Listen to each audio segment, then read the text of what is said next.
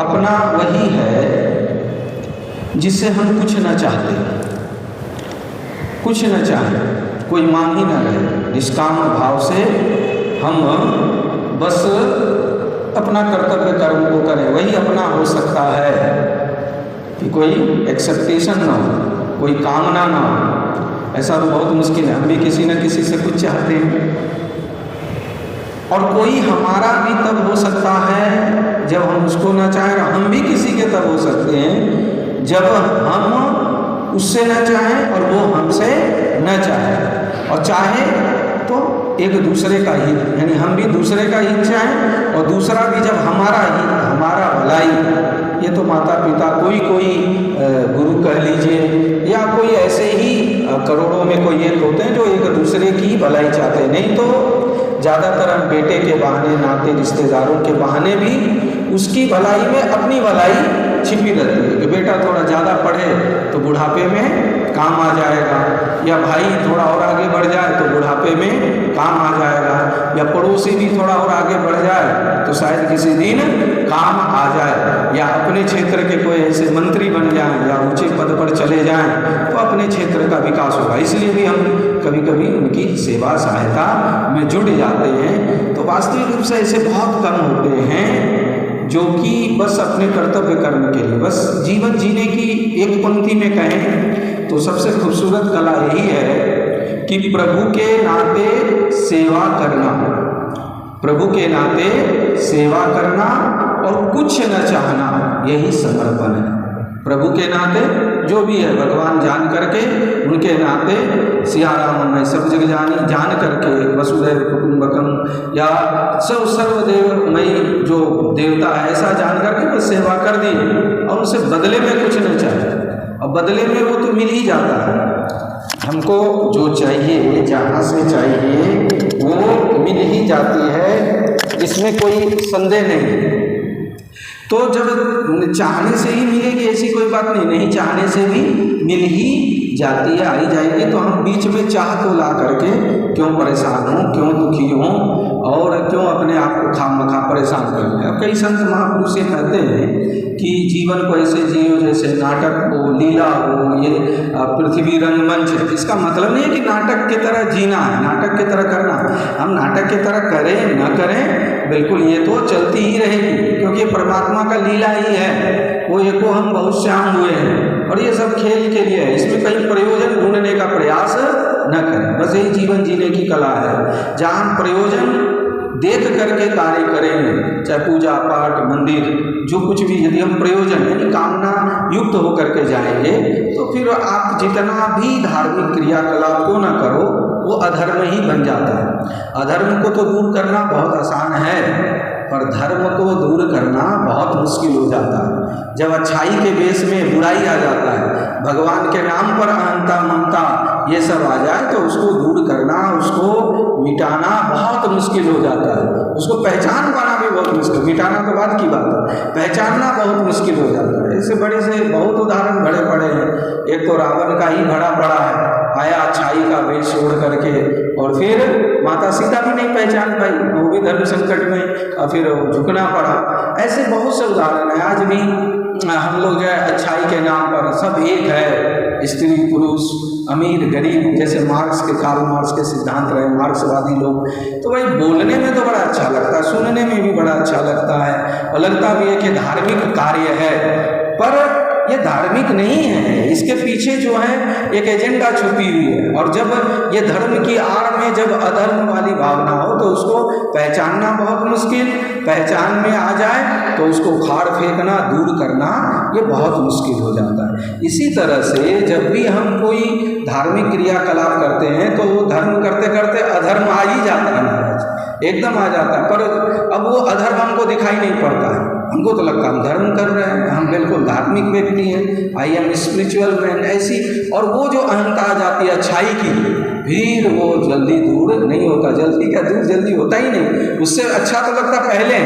आप कभी कभी साधारण व्यक्ति को देखेंगे, गृहस्थ देखेंगे, उसकी अहंकार फिर भी चलो समझ में आती है, पर जिसको हम महापुरुष मानते हैं, जिसको हम धार्मिक मानते हैं, ऐसे लोगों का जब अहंकार देखेंगे, बोलेंगे तो बड़ी मीठा मीठा मधुर मधुर वाणी, पर ये मधुर वाणी में ना ज़्यादा वो चीटी कर रहे हैं ना, या खराब भी होता है ऐसे ही। और जैसे नमक उमक में उतना चीटी नहीं लगता है, मतलब खराब होने का भी सवाल नहीं है, नमक चाहे जितना दिन पड़ा रह जाए। तो ये मीठा वचन में हम जो उलझ जाते हैं, फंस जाते हैं, चिपक जाते हैं, तो इसमें भी बड़ा सावधान रहना चाहिए। क्योंकि ये जो धूर्त लोग होते हैं, चालाक लोग होते हैं, जो ज़्यादा अपनी बुद्धिमत्ता में जीते हैं, तो ये ज़्यादा मधुर वाणी ऊपर से प्रयोग करते हैं। इसलिए कभी कभी कहते हैं कि लंबा टीका हो या गोल टीका हो, धार्मिक वेशभूषा हो और मधुरी वाणी दगाबाज की बस यही निशानी है। ऐसा नहीं कि सभी मधुर वाले बोलने वाले दगाबाज होते हैं, पर वहाँ सावधान हो जाए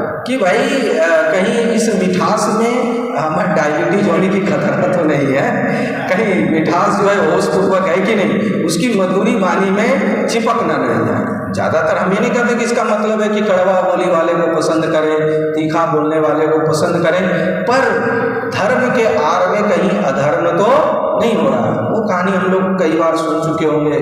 एक बार यात्रा पर जा रहे थे जहाज से, कुछ दूसरे ही वर्ग के लोग थे, हज करने जा रहे थे, और सुबह सुबह उठ गया, जग गया, तो उठ के बेटे को लगा कि देखो पिताजी, हम सब तो जग गए और सब सोया हुआ। हम लोग को भी लगता है जब हम कभी सुबह सुबह जगें या कोई दान पुण्य का कार्य करें या लहसुन प्याज न खाएं, तो फिर देखो अपने को कितना धार्मिक लगता है, और फिर तो हम ढिंडोरा पीटते चलते हैं कि भाई हम कितने अच्छे हैं। तो वहाँ पर संत महापुरुष कहते कि इससे अच्छा आप न भी करते तो ठीक था, ये अच्छाई के बेस में आपका बुराई आ गया, अब ये निकाल पाना बहुत मुश्किल है। वो हर जगह जो है ढिंडोरा पीटेगा, हम ऐसे वैसे। इसका मतलब ही नहीं कि ऐसा वैसा नहीं बनना, इसका मतलब नहीं है कि हमको अवश्य भोजन करना है, पर वही धर्म नहीं है। ये तो बाय प्रोडक्ट है कैसे रहना, यम नियम है, पर हमको तो समाधि तक पहुंचना है, बल्कि हम यम नियम में ही अटके रहते हैं। यम नियम आसन, और अधिक से अधिक कहीं ध्यान लग जाए तो लग जाए। ध्यान तो वैसे लग नहीं सकता जब तक मन स्थिर ना हो। अब मन कहाँ स्थिर होगा, और मन स्थिर हो जाए तो फिर ध्यान लगाना नहीं पड़ता, तो लग ही जाता है। तो ये सब बातें अच्छाई के बेस में बुराई ना आ जाए, ये बहुत सावधान रहना है। नहीं तो ज़्यादातर हम क्या करते हैं कि अच्छे कार्य तो करते हैं, अब बहुत से दान पुण्य भी करते हैं, और उसके ज़्यादा तेजी गति से हमें जो है अच्छाई का अभिमान आते चला जाता है। हम लोग जानते भी हैं कि कोटि कर्म करी गए, एक क्रोध की लार, किया कराया सब गया, जब आया अहंकार। जब आ गया तो समझ लीजिए किया कराया सब बेकार हो गया, सब चला गया। जैसे होता ना, एक आदमी रस्सी बांट रहा था और सोचा कि शाम को बाजार में जा कर के बेचेंगे। पहले सवई की रस्सी और वो सब रस्सी होती थी पत्तों की, अब तो प्लास्टिक ने जगह ले लिया है, तो उसी को बांट करके उसी को बेचना। नारियल की भी रस्सी अभी भी चलती है गांव देहातों में, पाट का रस्सी, हमारे इधर पाट, नारियल, सवई, ये सब रस्सियाँ अभी भी चलती हैं। और वो रस्सी बांट रहा था और सोचा कि भाई अब एकदम बांटने में लगा रहा कि बाजार जा करके इसको शाम को बेचेंगे, बहुत पैसा मिलेगा। शाम हो गई और दिन भर बड़ी लगन से बांट रहा था। जब पीछे हाथ दिया शाम को कि समेट ले, तो जब समेटने गया तो देखा रस्सी दो हाथ की दो हाथ ही बची है। तो कारण क्या हुआ कि वो जो बांट के पीछे रखा जा रहा था वो होश में रहा ही नहीं, सजगता में रहा नहीं। पीछे एक बकरी आ गई थी और बकरी भी अपना दिन भर काम किए चला जा रहा था, वो रस्सी को चबाए चली जा रही थी। हम तो सोच रहे हैं बहुत अच्छा काम कर रहे हैं, पर पीछे जो काम क्रोध लोभ रूपी बकरी खड़ी है उस पर तो हमने ध्यान ही नहीं दिया, होश ही नहीं रखा। कर्म तो बहुत अच्छा किए, पर अंत में रिजल्ट का आया 0, शून्य का शून्य।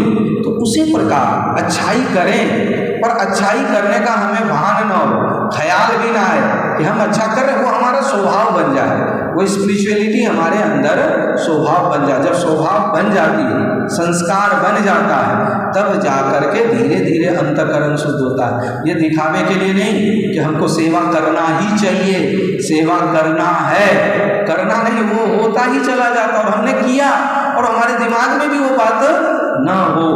नहीं तो वो भी कहानी हंसाने के लिए जानते होंगे कि जैसे एक बार गुरुजी कह रहे थे कि भाई सेवा करना चाहिए, सबने सोचा रविवार को कुछ सेवा करते हैं, तो बच्चों को बता रहे थे। अब बच्चे सड़क पर पहुंच गए तो ऐसे ही सड़क पार करवाने का सेवा किए। तो पूछा दूसरे दिन गुरुजी ने कि बच्चों बताओ तुमने क्या सेवा की। एक ने कहा कि सड़क पार कराया, दूसरे से पूछा तुमने क्या किया, कहा एक बूढ़े को हमने भी सड़क पार करवाया, तीसरे चौथे सबने यही उत्तर दिया। तो कहा इतने बूढ़े थे, कहा बूढ़ा तो एक ही था पर पार नहीं होना चाहता था, हम सब ने मिलके उसको जबरदस्ती पार कराया।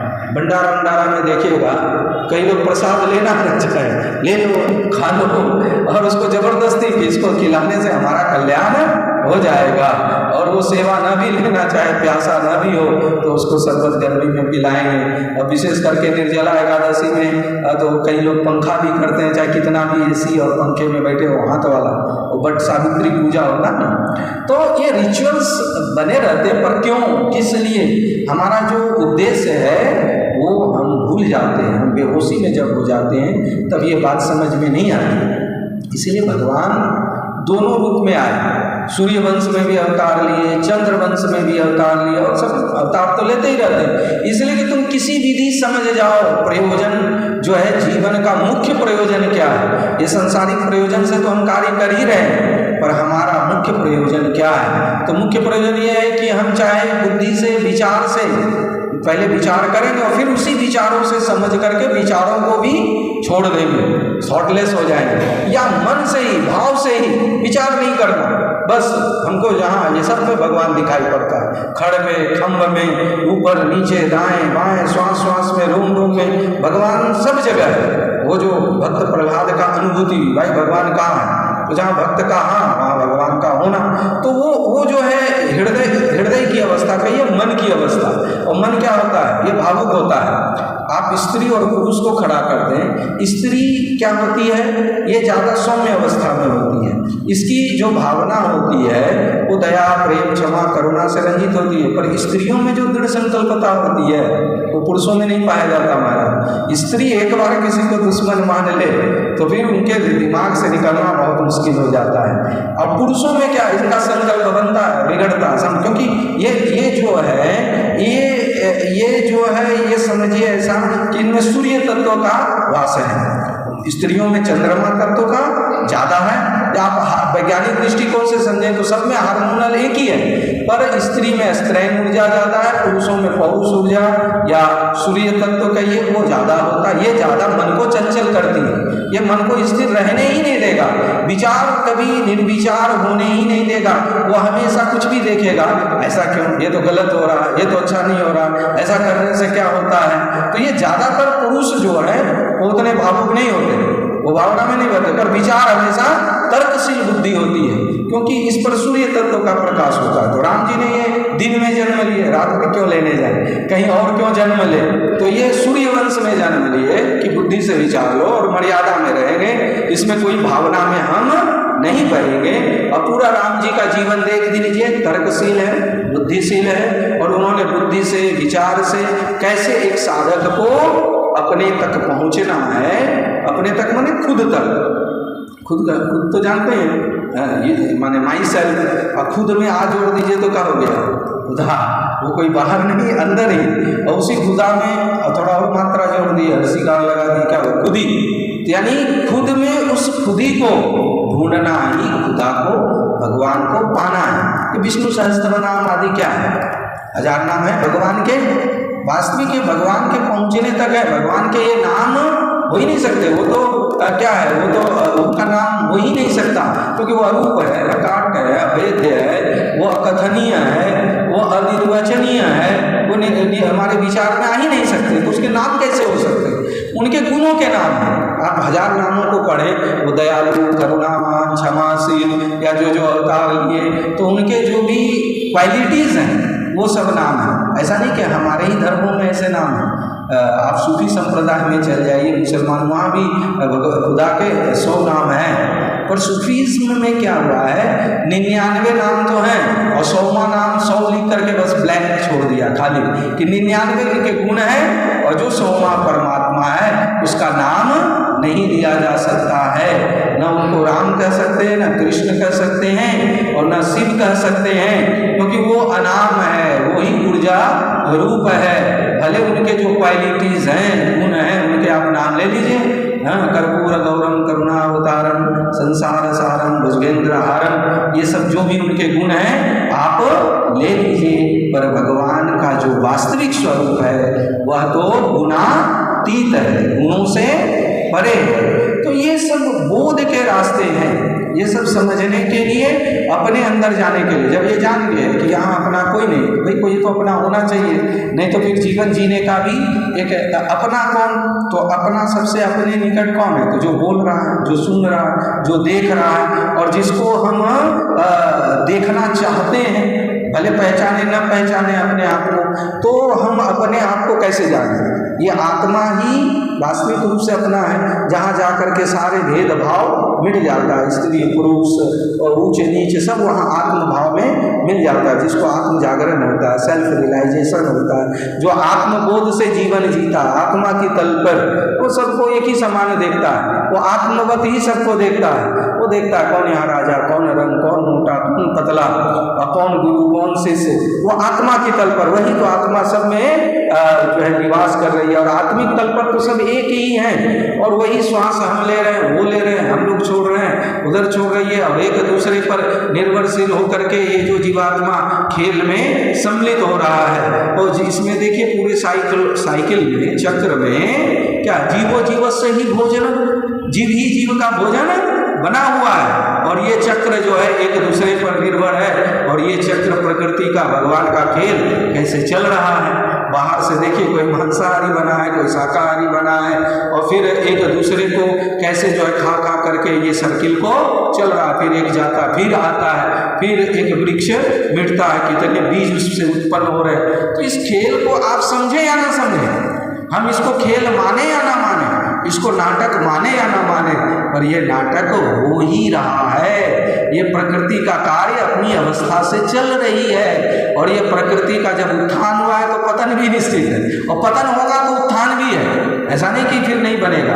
ये भाई धरती मिटेगी तो दूसरी धरती भी बन रही है, और ये सब चलते रहे, इसमें ज़्यादा उलझने फंसने की भी जरूरत नहीं है। तो परमात्मा को पाने के एक नहीं कई रास्ते हैं, हम सब जानते हैं, पर कोई एक रास्ते को मजबूती से पकड़ लेना।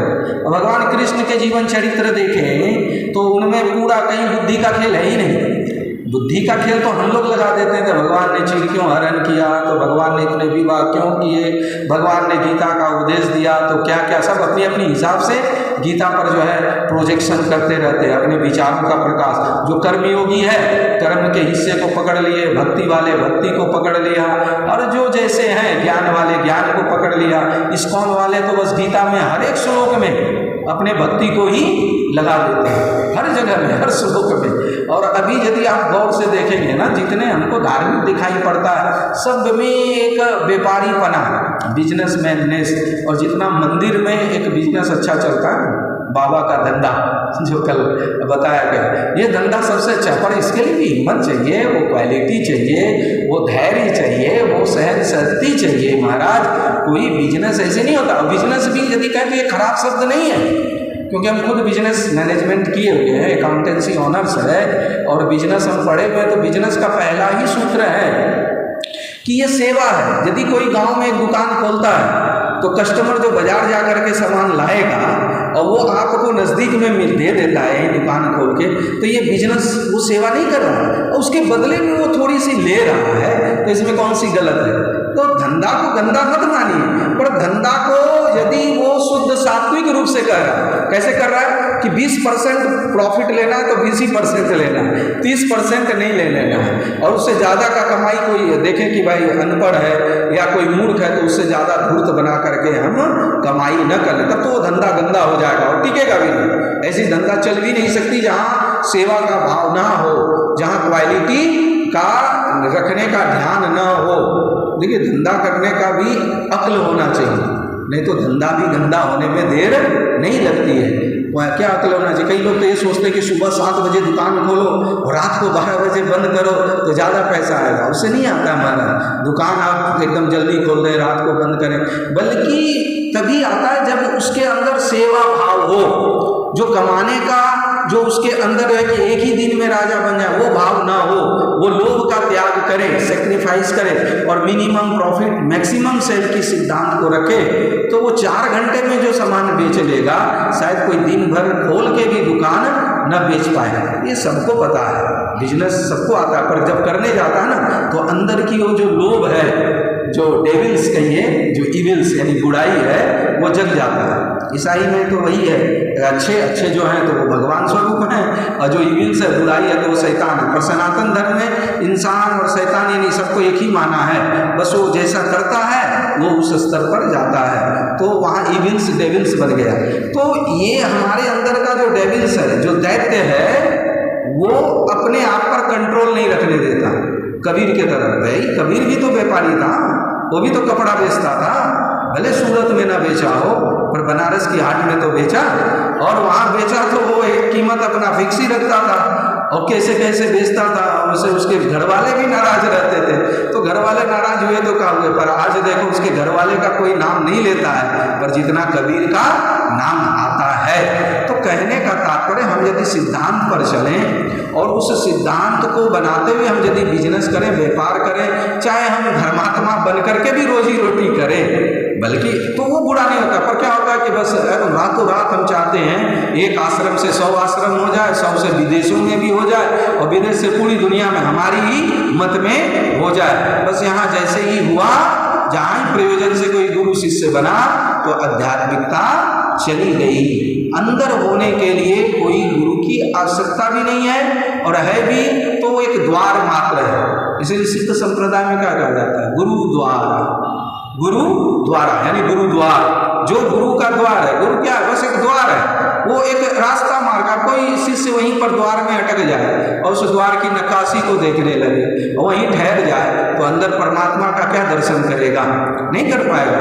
गुरु तो एक द्वार मात्र है, एक संकेत मात्र, एक इशारा मात्र है, और हम बिना उसको जब तक त्याग नहीं करेंगे, छोड़ेंगे नहीं, तब तक उस परमात्मा से साक्षात्कार भी कैसे करेंगे। तो अब क्या होता है, ज़्यादातर गुरु आजकल, ज़्यादातर हम करें, सभी ऐसे नहीं होते हैं। क्या होता है, हमारी हिम्मत सही है, हमको पकड़ लो तो सीधे स्वर्ग जाओगे, और यदि हमारे मत में नहीं आए, हमारी बात नहीं सुने तो नरक में जाओगे। सिर्फ तुम ही नहीं जाओगे, तुम्हारे पूरे परिवार जाएंगे। ऐसा एक भय का माहौल खड़ा किया जाता है कि हम बस उस कहते नहीं भाई, हमको नरक नहीं जाना है, हमको तो सीधे स्वर्ग ही जाना है, इन्हीं को पकड़ करके रखो। और इस तरह से जो जहाँ जिस मार्केट में एक बार घुसा, जिस हॉस्पिटल में एक बार गया, तो उसी का वो जो है पेशेंट बन करके रह जाता है, उसी का दुकानदार का कस्टमर बन के रह जाता है। और आजकल के जो भी दुकानदारी है, देखिए कितनी खूबसूरती से चले, चाहे मॉल हो चाहे कहीं हॉस्पिटल। एक बार आप गए, दूसरे बार आपको दिया इतना % का छूट, 50%, माने आप एक बार गए तो आप उसी साइकिल में पड़े रहो। उसी तरह से हाँ, एक निष्ठ मतलब वो जो है, एक निष्ठ की बात जो आती है, ये सब ऐसा नहीं कि आप शब्दों से समझ जाएं, शब्दों का खेल से समझ जाए। ये एक निष्ठ सभी को पता है। अब एक निष्ठ का मतलब अंधभक्ति भी तो नहीं हो सकती है। एक निष्ठ का मतलब ये भी तो नहीं हो सकता है कि बिना विचारे हम जो है बिल्कुल एकदम कुआं में कूद जाएं। और एक निष्ठ हम जहाँ हैं वो भी जो है सही है कि गलत है। तो इसीलिए तो ये चर्चाएं आज चली कि या तो बुद्धि के विचार से पूरा देख ले, सोच ले, समझ ले। एक निष्ठ होने के लिए एक निष्ठ आप हो ही नहीं पाएंगे और कितना भी कोशिश कर लें, क्योंकि यदि आपके बुद्धि में ये बात आई कि ये बातें तो बहुत अच्छी करता है, पर इसके क्रियाकलाप, इसके आचरण, इसके चरण सही नहीं है, और फिर यदि मन में आप एकनिष्ठ हो भी गए तो फिर एकनिष्ठ होने के बाद भी आपको लगेगा हम तो बिल्कुल चलो पत्थर की मूर्ति में ही वो भगवान को देख रहे हैं, पर हम तो एकनिष्ठ हैं और तो कोई नहीं आ रहा है भाई। कभी जैसे ही हम थोड़े मन के भाव के तल से आते हैं बाहर तो फिर क्या होते हैं वहाँ भी।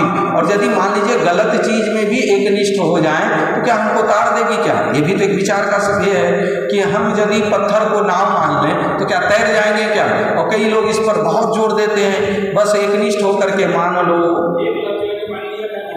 एकलव्य को माने तो मानने से क्या हो गया, मुक्त हो गया क्या? वो बात अलग है। एकलव्य की जो परंपरा थी, एकलव्य की जो बात थी वो ये था कि उनको निकाल दिया था, उपाय नहीं था, स्कूल में एडमिशन का उसका उपाय नहीं था, और उस समय क्षत्रियों का बोलबाला था, उसके पीछे बहुत से प्रयोजन थे। ऐसा नहीं कि द्रोणाचार्य जी गलत थे, द्रोणाचार्य जी को बुद्धि नहीं थी, वो बात अलग है, वो सब विषय अलग है। ठीक है, जिसको सीखना है वो एकलव्य बन करके भी सीखेगा, पर यदि एकलव्य बन करके सीख लेगा तो इसको आप दूसरे दृष्टिकोण से भी देखें, दूसरे एंगल से भी देखें।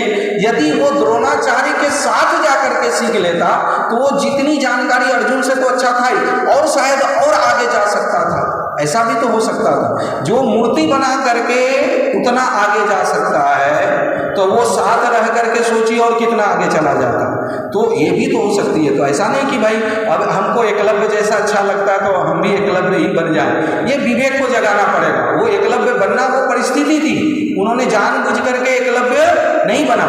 जब गुरु द्रोणाचार्य ने उनको त्याग दिया, स्कूल में एडमिशन नहीं लिया, तब जाकर के कोई लैंप पोस्ट के नीचे पढ़ा। अरे भाई, लैंप पोस्ट के नीचे पढ़ करके यदि कोई बिल्कुल बैरिस्टर बन जाए तो सोचिए कि वो स्कूल में एडमिशन लेता तो और कितनी उसकी बुद्धि प्रखर होती, समय शक्ति बचता। तो इसका मतलब नहीं कि लैंप पोस्ट वो एक माइल स्टोन बन जाए, चलो हम भी लैंप स्टोन के नीचे पढ़ेंगे तो हम भी बैरिस्टर बन जाएंगे, ऐसी कोई बात नहीं। बस ये विवेक है, और विवेक का मतलब है कि आज जो सही है वो कल सही होगा, ऐसा कोई जरूरी नहीं है। बस यही इसी का नाम विवेक है। आज जो सत्य है, हम सत्य समझ रहे हैं, वो कल भी वो उसी रूप में यथावत रहेगा, हमारे विचार वैसे ही बने रहेंगे, ऐसी कोई जरूरी नहीं है। तो विवेक ये कहता है कि आज तक जो हमको लग रहा था, कल उसी को पकड़ के बैठ जाना, ये तो हो गया लकीर का फिक्र। अब ये एकनिष्ठ कहें अच्छा है कि बुरा है। अब ये एक निष्ठ का मतलब ये भी नहीं है कि आंख बंद करके एकदम से पकड़ लेना और फिर एक जगह वो पकड़ में आ ही जाती है। लोग अब घूमते घूमते क्या करेगा, कहाँ तक जाएगा, वो देख लिया दुनिया का सारा नज़ारा, जब उसको ये समझ में आ गई ना हम किसी के न कोई हमारा, तो कहता जो भी है सब ठीक है, अब बस उसी पर वो अपनी निष्ठा को ले आता है। पर निष्ठा तो वहीं लाता है, पर भाव तो उसका लक्ष्य तो कहीं और है। निष्ठा भले कहीं आ गई और निष्ठा उसी पर आएगा महाराज जो सामने है, जिसको हम देखे हैं, जिसको अनुभव किए हैं, और जिसको कभी देखे नहीं, जाने नहीं, सुने नहीं, उस पर निष्ठा आ सकती है क्या? उस पर श्रद्धा कैसे उत्पन्न करेंगे बिना देखे हुए को? इसलिए इधर संत महापुरुष ऋषियों ने जिसने समझ लिया तो कहीं ये आ तो पढ़ेगा, पर उसके पहले कंट्रोल ऑफ पेंसिल, पहले स्लेट पेंसिल में घसेगा, अ से पहले एक अक्षर को सीख ले अनार, और जब अनार सीख लेगा, जब ये एकनिष्ठ हो जाएगा, एक को जान जाएगा, तो उस एक में जो अनेक है उस अनेक को भी जान जाएगा। और अनेक को जानते हुए अनेक में एक को देखना, ये एकनिष्ठ। एकनिष्ठ का मतलब ऐसा नहीं है कि एक गुरु को पकड़ लेना, एक ही भगवान को पकड़ लेना। अब फिर ये मेरा बोलना भी हो सकता है कि कोई वन साइडेड कर ले, क्योंकि ये जो भी बोला जाएगा ना, हम एक तर्क देंगे, दूसरा दो तर्क देगा, पर समझाने वाले की भाव ये है कि कौन किस स्तर से पकड़ता है, किस स्तर से सुनता है। ब्रह्मा जी तो बस द कहेंगे, अब द का अर्थ दैत्य दानव मानव इसका लगाते रहे। तो इस तरह से एकनिष्ठ का मतलब ये व्यक्ति के व्यक्तित्व के हिसाब से होता है। इसलिए गुरु शिष्य का जो संबंध है ना, ये सामूहिक नहीं हो सकता। हाँ, सामूहिक नहीं हो सकता, क्योंकि वहाँ पर एक प्रवचन हो गया, एक गाइड पे चर्चा हो गई, मीटिंग हो गई, पर जब फेस टू फेस 1:1 होता है, एक एक के अनुपात में ही वो संबंध टिक पाता है। क्योंकि शिष्य का क्या स्तर है, आज जो हम लोग इंटरनेट से पढ़ता है, सीखता है, वो पढ़ाई और जो गुरुकुल में पढ़ाई होती थी, दोनों एक हो जाएगी क्या? शिष्य गुरु फेस टू फेस सिखाना, और एक जो है नेट के माध्यम से, तो अभी ज़्यादा कमाने के लिए, और हम लोग भी सोचते हैं चलो 100 रुपये में, 900 में, सस्ते में हम बिल्कुल घर बैठे ही सीख जाएंगे। जाने आने का सीख तो जाता है, इंटेलेक्चुअल तो उसका बढ़ता है, ऐसी बात नहीं है, बौद्धिक स्तर तो बढ़ता है, पर बौद्धिकता के साथ साथ उसके जो संस्कार हैं, उसके जो बिहेवियर है, उसके जो आचरण है, उस पर कंट्रोल वो नेट कैसे लगाएगा? वो कैसे बोलेगा ऐसे नहीं, ऐसे सुनना चाहिए, ऐसे नहीं, ऐसे बैठना चाहिए? उसको क्या, वो तो बोले चला जा रहा है, जिसको जैसे देना है ले भाई।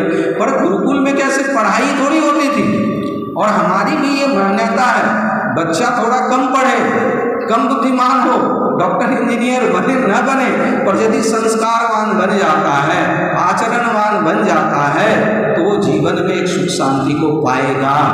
वो भले कम पढ़ा लिखा होगा, भले वो नमक रोटी ही खाता होगा, पर उसमें एक उसका अलग सेटिस्फेक्शन होगा, क्योंकि उसने उस चीज को अनुभूति की गुरु के साथ रह करके। गुरु का मतलब जो भारी है, जिसने उस ज्ञान को जाना है, जो उस संस्कार का आचरण उतार करके, पहले मास्टर थोड़ी कहते थे, टीचर थोड़ी कहते थे, शिक्षक थोड़ी कहते थे, आचार्य कहते थे, उपाचार्य, आचार्य। आज भी गुरुकुलों में आचार्य कहा जाता है। आचार्य का मतलब होता है जो अपने आचरण में उतार करके शिक्षा दे।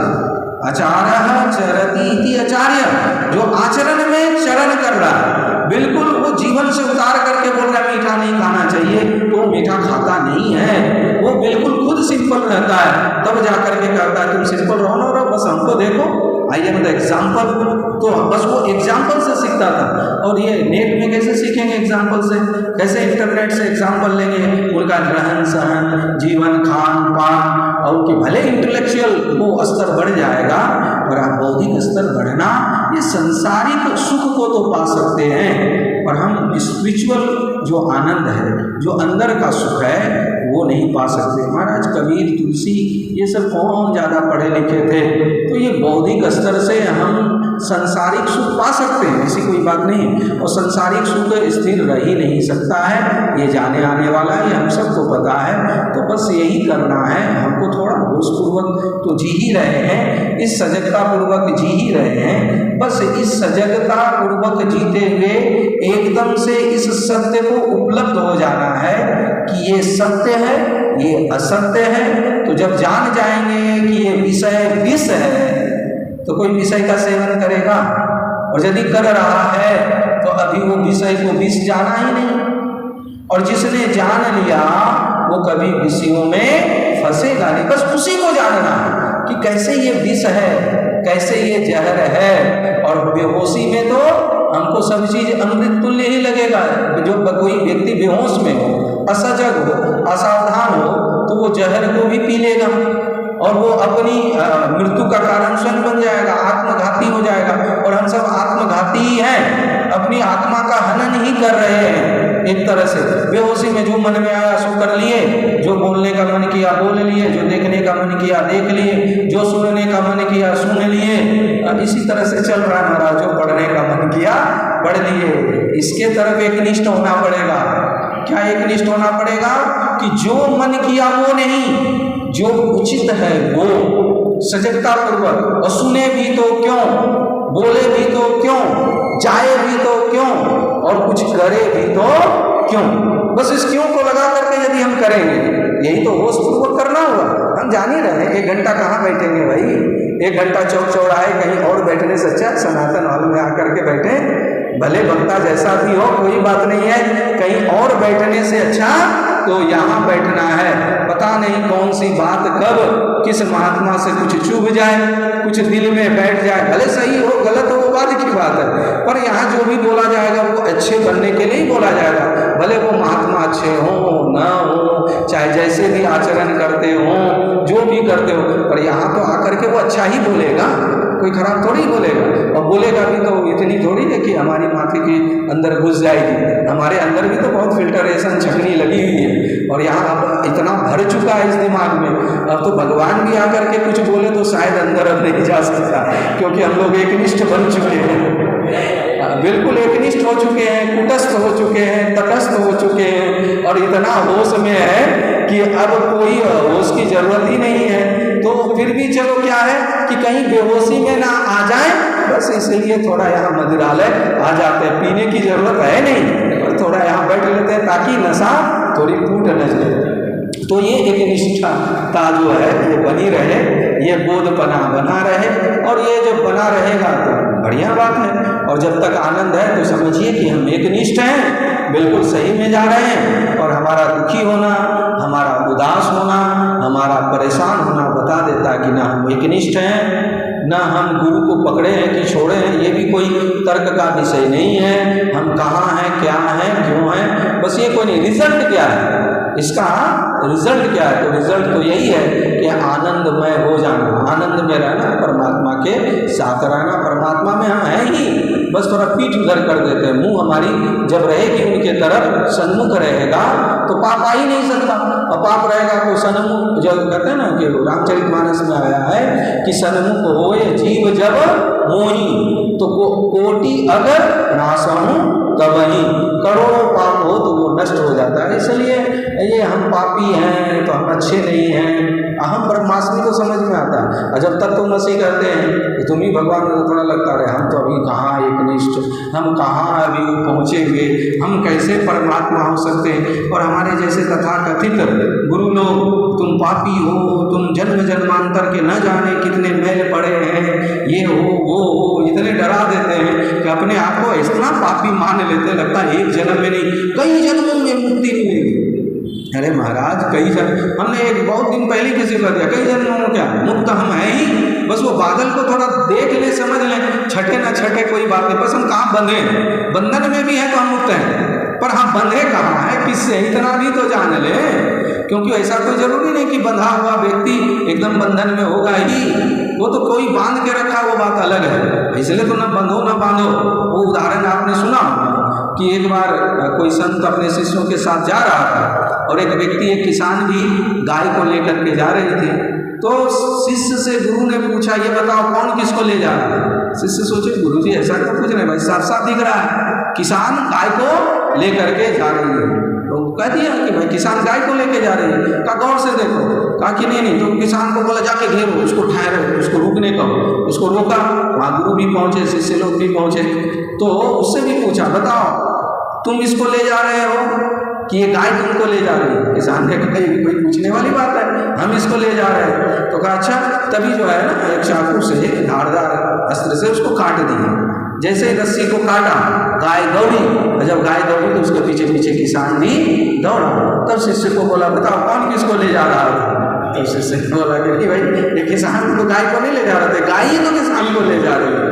भले बांध को उसको खींचते हुए ले जाए, जैसे कोई गुरु जो है शिष्य को बांध ले और शिष्य को बांध करके अपनी तरफ खींचे, और वो गुरु कहे देखो हम शिष्य को अपनी ओर ले आए, अपनी तरफ ले जा रहे हैं। तो भाई वो गुरु शिष्य को नहीं ले जा रहा, बल्कि शिष्य ही गुरु को ले जा रहा। बस धर्म दिखाई पड़ रहा, समझने की थोड़ा सा बंधन काटो, थोड़ा ये जो भय का वातावरण बना के रखे हो स्वर्ग नरक का, कि हमारे यहाँ आओ तो ये स्वर्ग का नजारा है, और हमसे छूटे तो ये नरक में जाओगे, और तुम्हारा पाप हमारे यहाँ ही धुल सकता है। बस ये बंधन जैसे ही छोड़ दे, और जब शिष्य भागता है तो देखो गुरु उसके पीछे कैसे भागते हैं, आ जाओ आ जाओ, अरे हमने इतनी मेहनत से तुमको पकड़ा, हमने अपने पास लाया, इतने दिन सनातन हॉल में आप पर बोल बोल के प्रभाव जमाने की कोशिश की, आप कहाँ चले गए। देखो आप 2-4 दिन मत आओ, तब नितिन जी को कैसे ढूंढते। तो बताइए कौन किससे बना है, वक्ता श्रोता से बना कि श्रोता वक्ता से बना। महाराज श्रोता तो स्वतंत्र है, कहीं भी जाके बैठ सकता है, पर वक्ता श्रोता से बना है। ऐसा नहीं कि वक्ता आ जाते हैं, बल्कि जो नीचे है ना बैठे हुए जमींदार लोग, वो ज़्यादा आजादी, मनो के बीच में भी उठ के चल जाए, मनो आए मनो न आए, कितना स्वतंत्र है। पर वक्ता स्वतंत्र है क्या, 10 मिनट लेट हो जाए रोज रोज तो एक दिन जाके बोल ही देंगे महाराज थोड़ा समय पर ध्यान दिया करो तो समय देखा करो, अपनी मस्ती में मत रहा करो, हो ही जाता है महाराज। और जो पैसा लेकर के कार्य करे तो उसको स्वामी नहीं कहा जाता। स्वामी तो अपने मन का मालिक होता है, और स्वामी मन का नहीं बल्कि वो मन को देखता है, मन को नियंत्रण में रखता है, वो स्वामी है।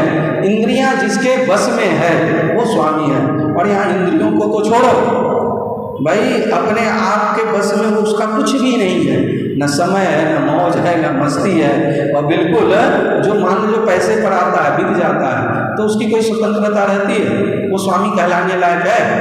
वो क्या हो जाएगा महाराज, नौकर हो जाएगा। सीधी सी बात है। जो पैसे की बॉन्ड पर आए, जो बिल्कुल एकदम बंधा हुआ आए, तो बंधा हुआ व्यक्ति तो गुलाम ही होगा, नौकर ही होगा। और कोई नौकर अपने को मालिक मान बैठे तो वो दुखी होगा कि नहीं, वो सुखी रह सकता है कि नहीं, रह सकता कभी नहीं। जो जब तक वो स्वामित्व की स्थिति में नहीं आएगा कि हम अपने इंद्रियों का मालिक, हम अपने आप का मालिक हैं, हमारे विचार को, हमारी एकनिष्ठता को बिना विचारे, बिना ऐसे वैसे हमको कोई बहका नहीं सकता, हमको कोई दुखी नहीं कर सकता, हमको कोई हरा नहीं सकता, पराजित नहीं कर सकता, क्योंकि हम पहले से हारे हुए बैठे। हमको संसार को जीतने की कोई इच्छा है ही नहीं, और जब इच्छा है ही नहीं तो फिर हमको कौन हराएगा महाराज। तो इसलिए दुखी होना ही बता देता है कि हम कौन हैं, क्या हैं और किस अवस्था में हैं। हमारा आनंद में रहना, यही होश में रहना, यही बस वो आनंद टिका है, वो बना रहे, वो शाश्वत हो जाए, वो 24/7 हो जाए, वो हर पल हर क्षण, सोने में भी वो आनंद हो। हमको बुरे सपने, डरावने सपने आ रहा है तो इसका मतलब है कहीं ना कहीं जागृत में मेरा विचार भी वैसा चल रहा है। और स्वप्न अवस्था में भी यदि भगवान दिखाई पड़े, वो सत्य नहीं है महाराज। अपने आप को जब जानने जाएंगे तो बहुत सी चमत्कार भी घटित होता है, पर उस चमत्कारों में भी जो नहीं फंसता, क्योंकि चमत्कार भी क्या है, इसी जीवन का है, इस संसार का है। और इस चमत्कार में मान लो कि हमको पानी पे चलने की शक्ति आ गई, हवा में उड़ने की आ गई, और इसको दिखा दिखा के क्या करेंगे। एक बार हमने गुफा में गए अंदर और कुछ दिन करने लगे। उस समय डॉक्टर नारायण दत्त श्रीमाली की पुस्तक हमारी हाथ में आई थी। हो गया महाराज ये 97 की बात है, आज समझ लो कितना साल हो गया। उसी समय से हम त्राटक करते थे, मोमबत्ती पर अपना दृष्टि लगाना, चक्र बना करके आँख एकदम से काली काली हो जाती थी और बहुत आँख पर असर, फिर सूर्य पर त्राटक करना। और डॉक्टर नारायण दत्त श्रीमाली की पुस्तक पढ़ा, एकदम एकनिष्ठ हो गए थे महाराज। और फिर जाकर के गुफा में जाकर के वो बगुला मुखी ये सब करने लगे। एक दिन महाराज जी की नजर पड़ी, समझ में तो आ गया सच्चाई कहाँ तक छिप सकती है महाराज, तो उसी तरह से झूठ भी कहाँ तक चल सकता है। तो पकड़ में आ गया, तो कहा ये सब क्या कर रहे हो। मान लो कि कुछ सिद्धियां आ भी गई और पानी पर चल भी गया, और ये तुरंत तो आने वाली है नहीं, इतने दिन साधना करके ये सिद्धियां आ भी गई, जैसे कि अरे जो 10 पैसे या मान लो 2-4 रुपये में हम नदी पार कर सकते हैं, ओ तो नदी पार करने के लिए इतनी लंबी साधना करना। उस समय हारमोनियम भी सीख रहे थे, तो कहा क्या करोगे सीख करके, दुनिया को रिझाना है, दुनिया को रिझा करके क्या सुख शांति मिल जाएगी, क्या वो आनंद वो मुक्ति मिल जाएगी। बस यही कहा कि एक दिन टीवी पर भी आ जाओगे, आएंगे, आ ही रहे हैं थोड़ा थोड़ा। कहा कि सुख तो मिल जाएगा, देखिए कितने कड़े शब्द कहते, सुख तो मिल जाएगा पर शांति कहाँ से मिलेगी। बाहरी सुख तो है, एसी में सुख तो है, ऐसा थोड़ी कि सुख नहीं है तो एसी क्यों लगाता है। एसी इसीलिए लगाता, थोड़ा ठंडक लगाता। पिज्जा बर्गर में कुछ तो टेस्ट है, भले वो जंक फूड बोले कुछ भी बोले, पर लोग उसको भी ज्यादा कीमत दे करके क्यों खा रहा है, चाहे होश में खाए बेहोशी में खाए जो भी खाए। तो वहां सुख तो है पर शांति नहीं है। क्यों, खाने के बाद उसका साइड इफेक्ट देखो कितना है। जैसे खुजली खुजलाते हैं तो खुजलाने का सुख तो मिलता है, और जैसे खुजली खुजलाना छोड़ते हैं शांति मिलती है, और अशांति कितनी देर तक टिकी रहती है। सुख बड़ा क्षणिक और अशांति बहुत लंबा। और उस सुख को जिसने रोक लिया थोड़ी देर के लिए, थोड़ी देर अपने मन को नियंत्रित कर लिया, चाहे खुजलाने का सुख हो, चाहे खाने पीने देखने का सुख हो, उस सुख को थोड़ा सा कंट्रोल कर लिया तो आगे चल करके उसको बड़ा सा लंबा सा शांति ही शांति है। तो बाहर सुख है और अंदर शांति है। बस बाहर के सुख का जो त्याग कर दिया तो अंदर तो शांति ही शांति है। जैसे महाराज जी कहते कि इससे सुख तो मिल जाएगा, नाम बड़ाई प्रसिद्धि रुपया पैसा ये सब आ जाएगा, पर शांति कहाँ से लाओगे, क्योंकि शांति तो त्याग में निहित है। त्याग शांतिर गच्छति। हम भले यहाँ खूब सज धज के आए और जैसे ही अपने कमरे में जाते हैं, ऊपर जाते हैं, और जब तक इसको उतार करके बिल्कुल रिलैक्स ना हो, एकदम से कोई देखने वाला नहीं और लगे कि कोई देखने वाला है, दरवाजा बंद करने पर भी लगे कि कोई देखने वाला कहीं से देख तो नहीं रहा, तो वो फ्रीनेस कहाँ आ पाता है। ये भले बाहर से थोड़ी देर के लिए सुख मिल गया लुकिंग का, पर जब हम बिल्कुल इसका त्याग करते हैं, बिल्कुल से, चाहे वो किसी भी चीज का त्याग में शांति निहित है। और त्याग करे नहीं, जो त्याग सहज अवस्था से हो रही है, ये दिखाने वाला त्याग नहीं, अंदर सहज अवस्था। तो कहने का तात्पर्य है कि हम अपने आप को जाने पहचाने और बाहर की इन रिचुअल्सों में जो धर्म के नाम पर अधर्म है, इस पर हम होश लाएं, अपनी सजगता लाएं, कहीं ऐसा ना हो कि इसमें फंस जाएं। छोटी सी हंसता हुआ कहानी को लेकर के बोर्ड को जगाने के लिए 2-4 मिनट में इसको संपन्न करते हैं। एक बार ऐसे ही एक व्यक्ति अपनी पत्नी से परेशान होकर के गया है संत के पास मंदिर में। ऐसे तो शुरू में होता ही है, कोई भी चीज़ वो सब उतना व्याख्या में जाने की जरूरत नहीं। कल तो पत्नी की आसक्ति पर बात कर रहे थे, आज वो विरक्त हो गया। वो सेठ बहुत कंजूस था। अब जब कंजूस था तो गया तो कहा कि भाई हम अपनी पत्नी के लिए आए हैं, आप थोड़ा प्रार्थना कर दो ठाकुर जी से और थोड़ा कह दो कि मतलब जो कुछ भी हमारी पत्नी के लिए प्रार्थना करवाना है, पूजा करवानी है। अब सोचा कि भाई ये तो बहुत बड़ा सेठ है, मशहूर रखा था, ये है भी कंजूस, अब आया है तो ऐसे कैसे करवाएं। तो वहाँ पर कह दिया पंडित जी ने कि भाई ऐसे नहीं होगी, कम से कम 1000 रुपये लगेंगे, कुछ अनुष्ठान करने पड़ेंगे, ऐसे कैसे प्रार्थना हो जाएगी। तो अब उसने कहा कि 1000 रुपये भाई हमको नहीं करवानी है, हमको एक रुपये में करना है तो कर दो। और दक्षिणा 1 रुपया भी होता है और 1000 भी होता है, भगवान कौन से पैसे लेंगे। वो अपनी तरफ बुद्धि वहाँ पर उपस्थित किया। कहा नहीं 1 रुपये में नहीं हो सकती। कहा अरे हम पत्नी को कहाँ जिंदा करने के लिए प्रार्थना करवाने आए हैं, हम तो उसकी मृत्यु के लिए यहाँ पर आए हैं कि वो मर जाए, बस इतना कर दो, बस जल्दी से जल्दी मर जाए, झंझट खत्म हो जाए, बस इसके लिए। कहा चाहे मरने वाली बात हो चाहे जिलाने वाली बात हो, प्रार्थना तो करनी पड़ेगी, इसके लिए मुफ्त में नहीं हो सकता। वो कहा कि करवाना है करवाओ, नहीं तो हम तो चले। अब सोचा कि जो भी कुछ आने वाला था वो भी नहीं आ पाएगा। तो कहा देखो यहाँ कौन सी तुम सचमुच के ही दान दे रहे हो, अरे अभी नहीं बाद में ही दे देना। का बाद में ही क्यों दे, हम क्यों इस तरह से कहें। कहा कि देखो इस तरह से इसलिए कहोगे यदि तुम यहाँ झूठ मूठ का भी कह दो और तुम 3 महीने में वो दान न दो तो तुम्हारी जो मन्नतें, तुम्हारी जो प्रार्थना है वो कबूल हो जाएगी और ऐसे भी पत्नी मर जाएगा, क्योंकि तुमने कबूला कि हमको दान देना है और नहीं दोगे तो फिर वहाँ तो नाराजगी हो ही जाएगी, फिर तो उल्टा हो ही जाएगा। तो उसने कहा ठीक है, तो हम 1000 देने को दिया। कहा कि जब झूठ मूठ का ही दान देना है 1000 क्यों देते हो, लाखों में दो। तो कहा ठीक है 1 लाख का दिए। कहा 1 लाख का क्यों, 10 लाख का ही दे दो।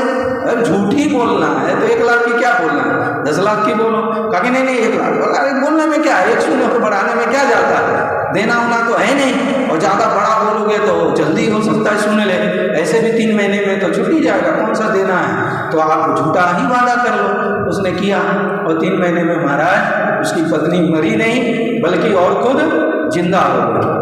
उसने कहा कि ये तो उल्टा हो गया।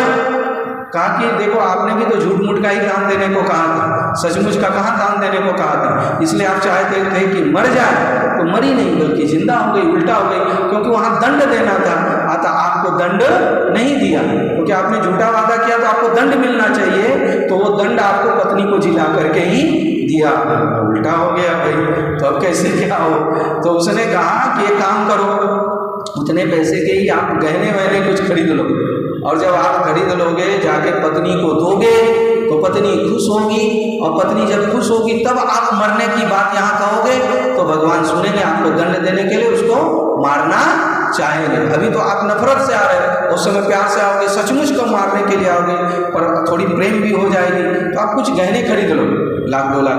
तो कहा रे इतने रुपए के हम क्यों खरीदें। कहा मर जाएगी तो सब तो आप ही का होना है, और वो कौन सा और माइनस में जाओगे। आजकल तो ऐसे भी देखो सोने के दाम, मोतियों के दाम कितने तेजी से बढ़ रहे हैं, तो वो आपको सूद समय तो आ भी जाएगा, इसमें कौन सा घाटा है। तो समझ में आ गई जिसको, वो गया और सोने चांदी जो भी है साड़ी उड़ी भी खरीद के ले गया, और जब दिया तो पत्नी बड़ी खुश। पत्नी को लगा कि भाई ये तो कभी नहीं कुछ लाता था, आज लाया। समझ में आ गया कि वो गुरुजी ही बताए होंगे और इनकी श्रद्धा इनसे ज़्यादा उन पर, तो चलो जो भी है लाए तो सही है, और बहुत प्रेम भाव बढ़ गया। अब 3 महीने में लगा सेठ जी को कि पत्नी तो बहुत अच्छी है, बहुत सेवा करने वाली, अब ये न मरे, अब न मरे। तो वहाँ गया तो कहा अब चाहते हो कि न मरे तो सचमुच का दान देना होगा। तो कहने का मतलब ये झूठ मूठ का 1.25 रुपया का लड्डू या 125 का लड्डू, 1.25 किलो लड्डू, या ये कुछ ऐसे ऊपर के खेल से जो वास्तविक हमको ज्ञान है वो नहीं मिल सकता है। इसलिए झूठ मूठ खेल रहे हैं, ठीक है, हम भी ये नहीं कह रहे हैं कि सचमुच का ही खेलिए। झूठ मूठ खेले सचमुच होए, और सचमुच खेले बिड़ला हो। बोल प्रेम से सदगुरुदेव भगवान की, वृंदावन